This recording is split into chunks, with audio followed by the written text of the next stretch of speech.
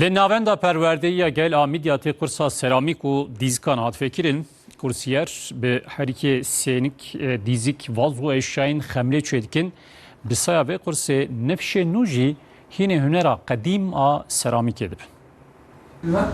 Var mı? Yeterli mi senin? Navenda perwerdeya gel a midyatê ji bo welatiyan kursên cuda vedike.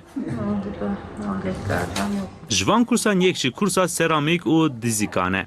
Bunları düzelteceğiz şöyle. Perwerdekar Kamer Erdoğan'ê li navendê atölyeya seramîkê vekir.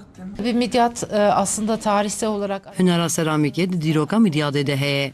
Ji heyama Sümeran heta Artuxiyan bi hezaran salin servanaxan seramîk hatine çêkirin. Em jî dixwazin ciwanên me hînî vê hunera qedîm bibin. Pêşî bi axeke taybet heriyê hazır dikin, piçre jî bi wê heriyê seramîk, dîzik, vazo û eşyayên xemlê çêdikin. Hayal et. Matne bukhara ma tiştoli çekirin. Hani küllük, bardak, tiştoli ma çekirin. Kefa macereti yazır hak ettim merkeziye. Neve bukhara tamam tişna.